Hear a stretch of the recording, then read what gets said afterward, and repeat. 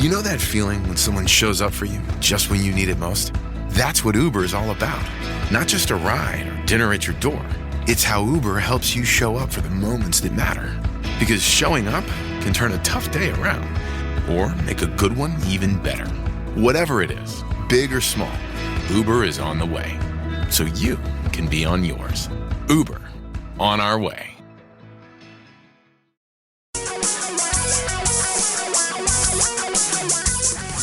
Reality radio for a really great future. We're talking real money. Hello again. Welcome to another hour of Talking Real Money. I'm Don McDonald, along with my partner and co-host, Tom Cockright, over there. There he is, sitting there, hanging out there. We're standing. Notorious D.O.G. That's what you got to know me by now, right? So is that your new name? That's my new name. Yeah, yeah. I'm sticking with it. Killed. Hey, we would love to help you manage your money and plan for the new year, too. Give us a call at 855-935-TALK, and we can get you kind of off to a better start for this coming year. If you didn't get all the financial stuff in order that you really wanted to this year, well, you got another opportunity. There's another year coming up. 855-935-TALK brings you right here to us, and then we can help you figure some of this stuff out. By the way, I do a spreadsheet twice a year. At the beginning, basically, no, I mean, I update. I have all the accounts. I have to set stuff at the end of the year organized, and the middle of the year. No, I don't think it's that big a deal, but okay. I got the good stuff on there, the bad stuff on there. So I keep track of it. That's all. I think it's a good idea for anybody. But that's as often as I look at the values, by the way, too. Yeah, and that's another thing. So, you really should. People who sit around and look at their stocks or their mutual funds. It's bad news. It's really bad for you. It is. It's just awful. Don't do it. Do not do Something else not to do is a phone call you might get, right? Oh, I just read this article in the Washington Post last week by Michelle Singletary. Yeah, I know Michelle. I interviewed her on TV once. Sharp gal. There are a lot of people calling, particularly older Americans. How do you define older, by the way? Like me, like us. Well, you started saying me, and then okay, all right. Yeah, you're the same age. You're a little younger. I'm just quite a bit younger. Couple no, of years. You're not. I'm like 2 years younger. Almost, like 18 months or something. I feel younger. Yeah, you don't anymore. I've seen you limping. You always get these phone scams. Before I get onto this subject, I got a call from a guy, a name I didn't recognize, an area I didn't recognize, and he calls me up and he goes, "Yeah, I'm calling about your smoke alarms. I got an order here to take care of your smoke alarms," and his voice sounded kind of like that. I thought you quit smoking too. And I said, "Yeah, good try. Good try. This is like a computer voice, isn't it?" Because of the way he kept talking, and he goes, What do you mean by computer voice? I said, "I thought you were a computer." He goes, "I'm not a computer. I'm calling to fix your smoke alarms at your property there." And I went, "What are you talking about?" He goes, "Your management company called me." You live in a private residence? I said, I'm sorry. I thought you were a scam. I guess you had the wrong number. But now I just assume everything's a scam. Yeah, because, you were just starting to say, I mean, this is shocking that there are scam calls regarding your Social Security. Yeah, they call you and they say things like, "Your Social Security number has been suspended. Right. And we need to verify your identity." They even say things like, "Well, because of this, your warrants have been issued for your arrest." Yeah, I've heard that one. "And we're going to come and pick you up soon. If you don't, give us your name and the last 4 digits of your Social Security number." Yeah. So what does your credit card company usually ask you for to identify, to give the last 4 digits of your Social Security number? Mm-hmm. And so, in fact, in one case, a person gave the person on the phone just their name and the last 4 digits of their Social Security number, and someone opened 20 bank accounts in their name at various locations. Credit accounts or bank accounts? It said bank in the article. I don't know. But because it's so prevalent now, the Social Security Administration has set up a website to report these scams. That's how prevalent this is. So what I've done to help you out, if you ever get one of these calls, you Well, one, you should just hang up. Yep. Bye. Really? They're It's not going to suspend your Social no, Security No, not number. going to happen. Nope. But if you do get one, note the phone number and any information you can, and then go to talkingrealmoney.com, and under the Explore section, there's a page that says Report Social Security Scams.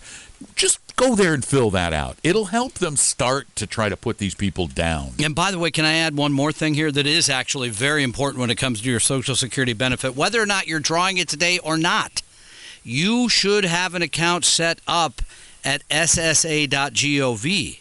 Yes. Because if you don't, there could be somebody drawing on your benefit somewhere else that you would never know about because they went online, they fraudulently set this up, and they're sending the checks to their home in Gary, Indiana, or whatever it is. So you really should set up your online account. By the way, you find out how much you put in, your employer put in, what your benefits could be at various ages. It's very important. SSA.gov. It's really, really helpful. And if you feel like you might have run into some sort of a ripoff, well, before you do anything, you can always call us, too, at 855-935-TALK, 855-935-8255, and get a free ticket to Retire Me 2020. Tom and Don are talking real money. Do you need a little help with your investments? Set up a free, no-obligation appointment with one of our advisors at talkingrealmoney.com. For your real life and real future, Tom and Don are talking real money. It's really sad, isn't it, that we assume now that calls from numbers we don't know are just scams. And I have to take a lot of them because I've given a lot of clients my personal number. So I answer most of them now because I'm like, oh, it might be somebody that needs my help. I answer them because I get a good laugh out of it. But I just want to read you a couple of things real quickly from this article. One, your Social Security number cannot be suspended, revoked, frozen, or blocked. Yeah, period. when you said that, I've never heard They of that. can't do it. Right. Nobody can do it. Yeah, so- Two, a legitimate government employee will not ask you to wire money, send cash, or buy gift cards Well, for they someone. don't call. They won't call. They don't call. They don't call. They send you letters. That's it. And the government never calls to tell you you're going to be arrested. They just show come up. and arrest you. Usually sometime early in the morning. I mean, come on. It's like, you got a murderer, and you've been staking him out. He's in the house, and the police call and go, by the way. tomorrow morning, we're going to be over to arrest you, so we want you to be there. Don't okay? get up early. Okay? Don't leave, please. Promise you won't? Yeah. All right. So, I mean, what would it do? Sad. Bernie. Hey, Bernie. Yeah, by Bernie the way. Madoff. Yeah, Bernie, we're going to be arresting you soon. Yeah, we know you have billions of dollars. You can flee the country and still have your passport, but we trust you will not do that, right, Bernie? Anytime soon. Wait there. Yeah, sure. 855-935-TALK is our phone number. Give us a call and let's go take. Oh, and by the way, the one way we're not making scam calls, because you call us at 855-935-TALK. It can't be a scam. You That's a made good the point. call. And now Gary's up. Gary, welcome to Talking Real Money. Hello, Gary. Hi, how you guys doing? Good. That's good. Hey, I have a question about. I've never been into the market itself. I was in the thrift savings plan when I was in the federal government, and I cashed that out for something else, and I'm on CSRS retirement. So I was looking at the Vanguard funds for semi-risk, but safe fund. Now, when you say safe, what does that mean? Yeah, define that, because Well, people kind of confuse us with that. Less risk than? Get into a less risk fund. Okay, what's the purpose of that's all right, let's skip past that. What is the purpose of the money you would be putting with Vanguard? The purpose of the money is just more money when I'm older. Okay. How much older? Like a How far 5 down the road? I'll be 70 in 5 years. Okay. And so that's when I would maybe, if I'm still doing great, then I would roll it over to another 5 years. Okay, that sounds like a CD. And that's very safe. A CD is very safe. Defining low not risk rolling it is over, but keeping it invested. keeping it in there. Okay, because defining low risk is a really difficult thing to do, and it's very subjective. Which is why a few years ago we worked with another company to create this risk quiz that we have at TalkingRealMoney.com. I would encourage you. There's no obligation, there's no cost, and no salesperson will ever call.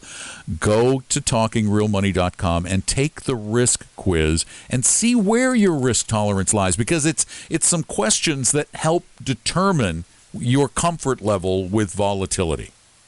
Then you can start making decisions about how much in riskier things like stocks and less risky things like bonds. By the way, Vanguard, I think, has a pretty fine Vanguard Balanced Index Fund, which is 60% in stocks, 40% in bonds. But then if it goes down 25%, you're going to tell me, well, that wasn't safe. That's why I was asking about what is safe. And it could lose 25% of its value. No question. And that's what this risk quiz will help you determine. Because people can say, yeah, I'm comfortable being in the stock market until stocks go down 50%. Yeah. Or I'm comfortable being in a 50-50 portfolio until the 50-50 portfolio goes down 25%. You got to kind of know yourself better before you can get some ideas to how to invest. And then understand it's not a science, it's more of an art. Yes, I agree. I did take the Vestry test here a few minutes ago, and I scored a 52. Oh, okay. So, you're right in that 60-40 range then. I mean, you literally could go do the Vanguard Balanced Index Fund, and you will probably be happy with that over a 5-year period in everything but the most horrific set of circumstances. That fund, I don't believe that fund has ever been down for 5 years straight. No. I can't think of a 5-year period when it has. No, so you just go to, I don't know the ticker. If you just go online, Vanguard Balanced Indexed Fund, which again would be 60% in stocks, I believe, 40% in bonds, kind of the moderate. I wouldn't call it conservative. Somebody did an article recently. I would call it a moderate portfolio. Conservative to me would be more like the other way around, 60% in bonds, 40% in stocks. The symbol is VB as in boy, IAX. I love its expense ratio, Tom. How much? 0.07. I think that was my GPA in college or something. Nobody ever asked. I graduated, whatever. So, it's good. That's VBIAX, one fund. It's not as diversified as we would like, but it'll be okay. But it's okay. Yeah, it's okay. I mean, the fund is actually it's heavily in blue chip stocks. It's a lot of big blue chip stocks. Yeah. But and it has no international. So that's another. And here's the other option. This is the option we typically have this as our two-fund solution at TalkingRealMoney.com, which is the Vanguard Total World Stock Index Fund, 60% of that, or 50% of that. VTWAX. And then the Vanguard Total Bond Index Fund, VBMFX. And you do those in a 60-40 or 50-50. It's harder. It's two funds. Yeah, it's two funds, but then you got to rebalance some time. I mean, if you just want one, you don't want to think about it, then there you go. But you get better diversification. Yeah, that's true. And that's Very important. True. It is. Thanks for the call. We really appreciate it. 855-935-TALK, the number, 855-935-8255. Well, and this came up because I mentioned the 60-40 portfolio, and a balanced fund is 60-40. Yeah, I mean, this is kind of the everyman's moderate portfolio piece in the Wall Street Journal, I think it was last weekend, talking about can you really count on that in retirement? Will you be able to take out 4% a year from a 60-40 portfolio, 4% of the balance, and have it last for your retirement? And the author was saying, no, you can't, because bond returns, he cited 1.6%. Of course, the intermediate bond fund this year is up about 8%, so you can't. But don't count that. I know. Don't count gains. So anyway, but he was saying, the yields on that are less than 2%.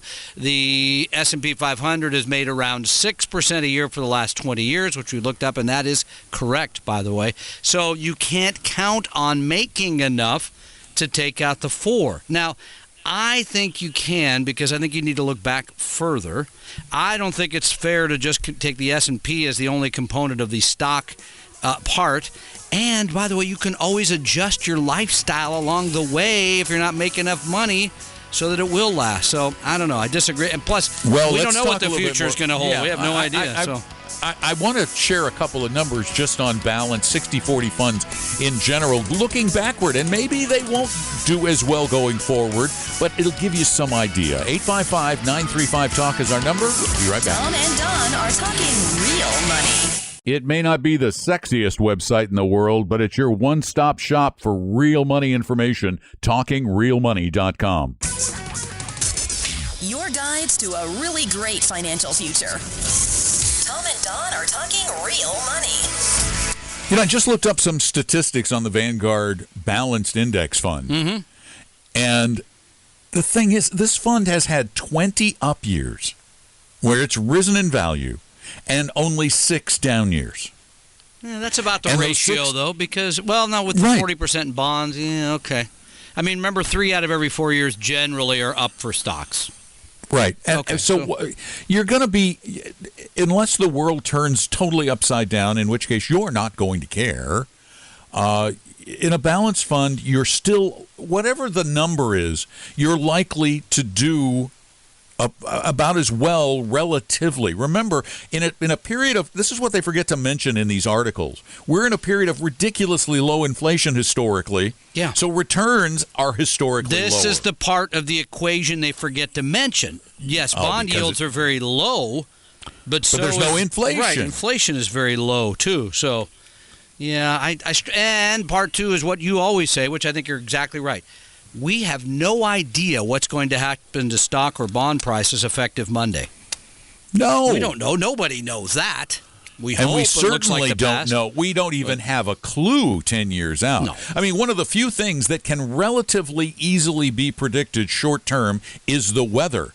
But they say after 10 days, even those can't be relied on, What do that they the just- forecasts fall apart. Yeah, they just said kind of moderately dry for the next few days. What does that mean? Come Means on. not moderately wet. I don't know. I have no idea what anyway. Means wet Not with a going bit to of pick dry. on the weather people because, wow, there's a tough job.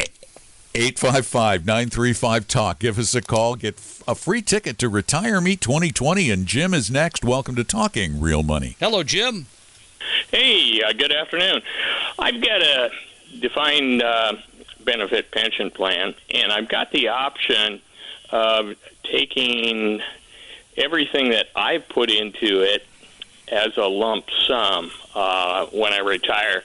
I'm not looking for instructions, but what sort of things should I consider when trying to make a decision whether to take that in a lump sum or the annuity? Well, here's things that I would think, and Don can correct me if he disagrees. Number one, generally. No, I'll just disagree. Okay. I won't necessarily correct you. So, do you have other forms of regular monthly income, i.e., Social Security for you and a significant other? Yes, I would have Social Security, and I've got a 457B that Okay, I could put a portion of that into safe money and draw off of that. Okay, and that, by the way, safe money is that's that weird term. But anyway, that's a separate. Number two. Yeah. Number two, are you comfortable seeing the value of that money that's in, if you take it as a lump sum, vary, and by the way, taking out a variable amount of it over time? I think I'd be comfortable seeing it fluctuate quite a bit. What Then I'd you're be a lump living summer. on would be stuff You're- that I you're would... go ahead. Jim, you're absolutely a lump summer. I mean, really, because when you take the annuity, you're making a bet with an insurance company or with your company or with whomever. You're saying, I bet I'm going to live longer than you think I'm going to live. They pretty much know how long you're going to live, and they're not going to pay you a ton anyway on that money. The numbers actually sound really good, but then you realize you're getting part of your principal back. You are likely to make more money building your own portfolio on your own and taking variable withdrawals over your life. Remembering that a pension, I'm assuming this does not have much of a or any at all cost of living increase to it, the annuity payout? I would have a little bit of COLA. That's an important in thing the to know. combined payout. But usually, and Tom- I'd also keep that that COLA provision with what the employer's portion that I would still receive as an annuity. Yeah, see, but the thing is when they give you a COLA, they always take something away. Generally, when a COLA is offered, then the percentage return you receive is going to be lower. Again, if you can stand the volatility, you can manage your own portfolio, and you've got flexibility in your life, most of the time, that lump sum and invest it is the better way to go. Tom and Don are talking real money. Download the advisor interview form and find out if your advisor's a fiduciary at TalkingRealMoney.com.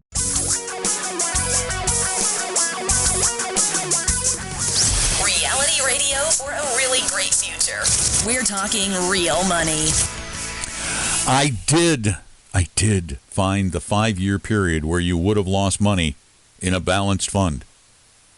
So When? it's not 2007 through 2012. No, you got to go a little further back. The early 70s, like 70. You got to go even further back. Wow, I don't know enough history to get any further back than that when it comes to market performance. The early 30s. The early 30s. 1930s, by the way. Yeah, 1930s. Had you gone into a balanced portfolio in 1930 with $10,000, you wouldn't have been back above $10,000 until 1935.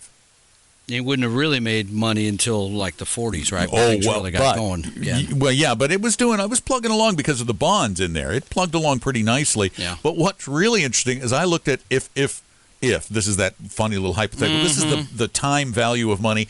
Put $10,000 in, even with those first 5 years being horrible, Yeah, you how never long? added anything else. What would your average annual return have been between then and today? Average annual return with a balanced fund? Balanced portfolio, U.S. International, I'll say bonds. like 7.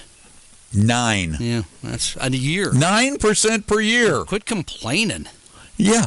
It's a lot of money. $10,000. You know, why didn't our ancestors do this for us? They may have. I just don't know where Put it a is. lousy little $10,000 in a balanced fund in 1930. I hate to complain. We would have had $23 million today. I still have like a keychain thing from my grandfather. I think I got that. It's gold or something. So Should have told him to put that money into a mutual fund. Silver dollar or something. You would have been far better off. Right. No, not silver dollars. Okay. Do not buy precious metals. Okay, sorry. Oh my gosh, you have not learned your lessons well. 855-935-TALK is our number. 855-935-8255. One of the worst Beryl investments you can make. Ives. That's all I hear when I think of silver and gold. But okay, Christmas season. I know. Do not invest in gold Okay. or other precious We'll get metals. to silver dollars if we have time. We got to go to the phone. So We got to go to the phones. Yeah. Who's next? Dan I got is confused next. here. Dan. Okay, there he is. Hey, Dan. Welcome to Talking Real Money. Dan. Good afternoon. Hey, Thank you. You bet. What's up, Dan? So here's what I got going on. I've got held a privately held company stock for about 15 years. Got a hostile takeover. Got bought out, and have a basis about 2,500. I got after taxes. I'm going to have about 50,000 left, so it wasn't a bad deal. And trying to figure out what to do with that money. I have my other income. I have Social Security, and I have minimal distribution for 2020 of about $35,000 from that. And between that minimal distribution from my Social Security account and money I have hostile buyout, that probably will cover the majority of my expenses for 2020. So I plan on spending it in the next year. Yep. But my question is, so where should I park this $50,000 while I pare it down slowly? Don has his answer. I've got mine. Go ahead, Don. All right. What, you're paring it down over what period? No, over the next year. He's spending down the money. That's it, over 1 year? Yeah, right. Wow. I think I would go to the Vanguard money market or something. Exactly. They have, for a 1-year period. Don't they have a Treasury money market or something you can get into? Yeah, a little but bit the Treasury money market pays less than the regular money market. I don't know what is I don't even know what the Vanguard money market is paying, but I wouldn't do anything any riskier than that if you know you got to take the money next year. That's why I'm kind of going 1 year. Well, 1 year, it's like don't put it in the bank. No, because they don't pay anything. I wouldn't even put it in the VFSTX that I sometimes recommend. No. That's why I was hoping you weren't going to say that. No, I wasn't. When he said he's using it next year, I wouldn't do that. That's the Vanguard short-term investment grade bond fund. No, I don't think that's a good choice. Yeah, I wouldn't even do that. I just put it in the money market fund. Yeah. Pays about 1. That's all. Or we have some nice cannabis stocks we can recommend to you. But we didn't smoke any of that before the show, so it's not going to work. Yeah. There's really not much you can do over 1 year. I know what you guys are smoking. There you go. If we recommend the cannabis stocks, you can be sure of that. Thanks, Dan. Yeah, I wish I had some better news there, but really that's about it. I wouldn't mess with it. Yeah, I'm just if you're going to spend it down over the course of the year, it's really I guess you could ladder CDs from 1 month out to a $50,000. year. You're not going to get good CDs now. You're right. Just the money market. Yeah. There's nothing much else to do with it. Yeah. Thanks for the call, Dan. Congratulations on the success, by the way. 855-935-8255 is our phone number, and you call us, you get a ticket to Retire Meet, which is the retirement event of the season. You don't want to miss it. Tom and Don are talking real money.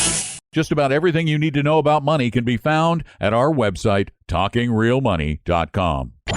For your real life and real future, Tom and Don are talking real money. It is the show about your dough. I'm Don. That's Tom. 855-935-TALK is our number here on Talking Real Money. 855-935-8255. And back to the phones. Mark, it's your turn. Welcome to the show. Hey, can you guys hear me okay? We hear you just fine, sir. Awesome. So I called in before. It was a couple of years ago, and you guys helped me with my 401k. How to allocate that among the various funds, so thanks. That seems to be working out pretty well. But my question today is actually I'm asking for a friend of mine who recently retired, and he had to retire for health reasons, but he's been going to a few different places to try and get some financial advice, and one of the places he went to, pretty well-known firm, I guess. They talked to him about something called structured notes or structured. No. Tell us what a structured note is, Don, because this is one that's.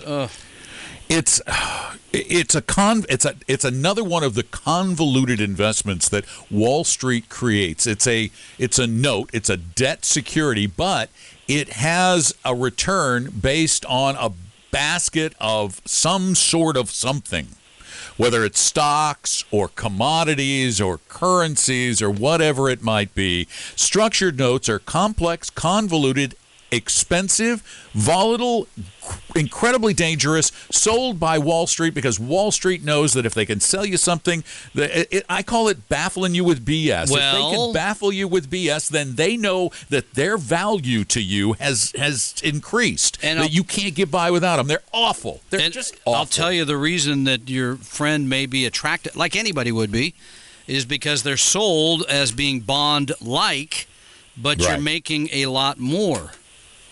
In other words, if you just go into the bonds today, then they're not. The yield is very low. But if you have this sexy product that is an IOU of sorts, like a bond would be, guess what?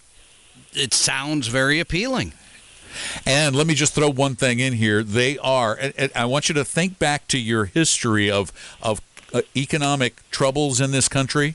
There have been 2 big economic downturns in this country, and both were related to a type of security called derivatives, right? Remember the term derivatives? Oh, boy, do we ever. Yep. Oh, yeah. These are derivative securities. They are created out of whole cloth. Wall Street invented them. They'd never existed before. They invented them. They created something new. And again, they did it so that they can baffle you. What's wrong with just buying some bonds and some stocks and not buying a derivative? They won't make as much money. Right. I mean, at the end of the day, that's what it is. I mean, we can show you all kinds of great ideas that Wall Street's come up with in the last decade because they said, or 2 decades. Well, but especially the last decade, because you don't make anything in bonds anymore. You got to put that money somewhere else. You're going to make money. They forget to tell you that there's a risk associated with that, and a cost. Know. Yeah, you will never know the true risk associated with those securities. You remember all the various tranches of collateralized debt obligations we had back in the still have one in my garage, by the way. These collateralized debt obligations, the bank said, were totally safe. They're based on mortgages or on good quality debt. Real estate never goes down. It turns out that there were sections of those tranches, they were called, the chunks of them, the pieces of the pie, slice, that were incredibly high risk. Tell your friend to run away from this firm and never, ever, ever go back. There is no evidence I know of other than just owning a diversified stock portfolio and a diversified bond portfolio. You don't need to be special in any other way. You'll do just fine with those at a lower and the other cost. thing that's wrong with them, they can be horribly illiquid. Okay, you got to get your money. Sometimes you can't get your money. Should we go back to the phones? I'm just really good. Yeah, let's do another one. I'm excited. Let's see. Brian. Yep. Yeah, Brian's next. Brian, welcome to Talking Real Money. Hi there. Good afternoon. So I have a teenage son. He's 17 years old. Works a couple of jobs. Last year at age 16, he made about $12,000. And wow! All right. Yeah. He's a kid that has a great work ethic. Kidding. And he was asking me recently about investing in stocks. So I found a website. It's actually a brokerage, I guess, called Stockpile.com. And they allow you to buy fractional shares, and it's really designed for kids to get started in investing. Transaction fee, I think.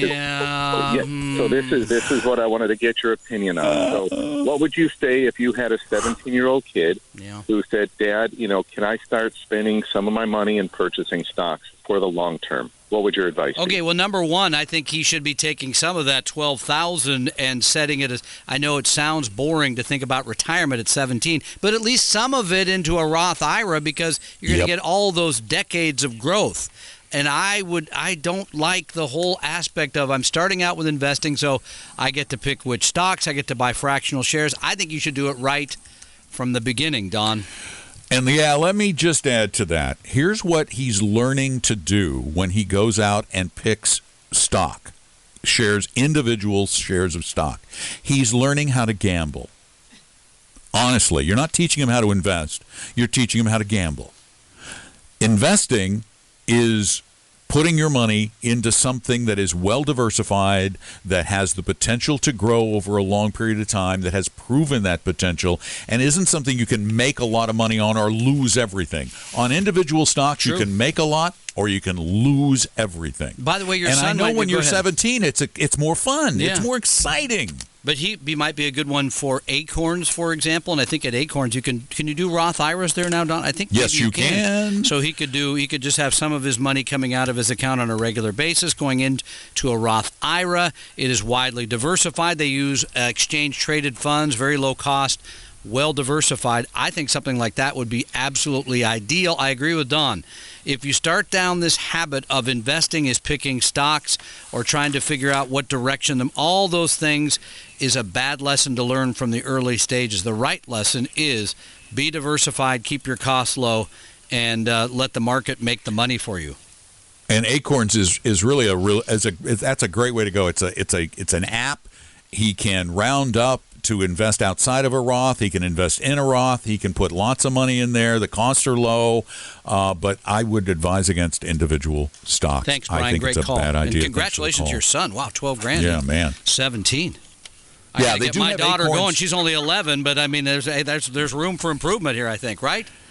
Yeah, they do have It's called Acorns Later, which is their retirement portion. It could be perfect.